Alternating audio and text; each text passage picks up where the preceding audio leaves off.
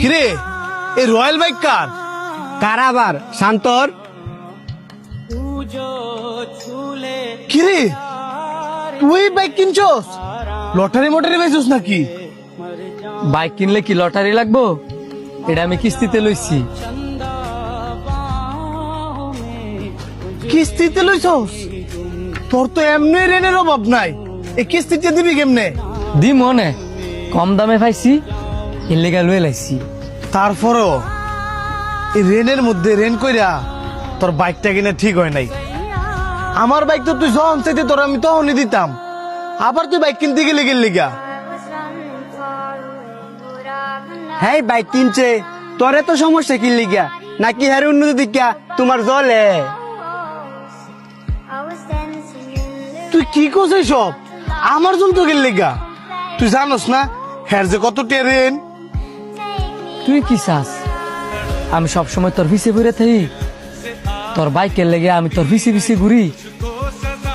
আমি তোর অনেক ভালো জানতাম, কিন্তু তুই যে আমার হিংসামি করস এটা জানতাম না।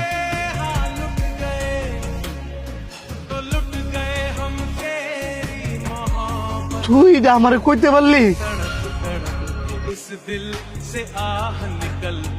আমি তোর হিংসামি করি? ঠিক আছে থাক। যা যা, আমি সব পছন্দ করি, কিন্তু হিংসুকটা মানুষ পছন্দ করি না।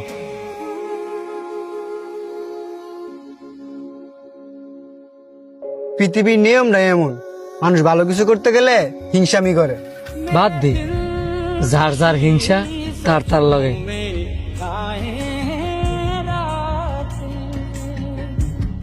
কিরে কোনো সমস্যা? হ বন্ধু, আমার চাকরিটা না গেছে গা। চাকরি গেছে তো কি হয়েছে? আরেকটা চাকরি ভাগ করে লবি।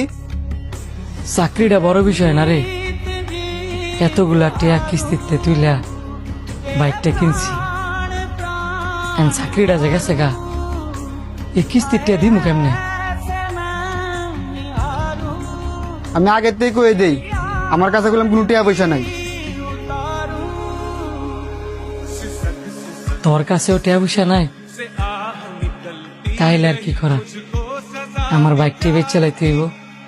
তোর বাইকে বেচ চালাবি তো মানুষের কাছে বেচবি কি লেগা? আমার কাছে বেচ চালা। তুই না কইলি তোর কাছে টিয়া নাই, তো আমার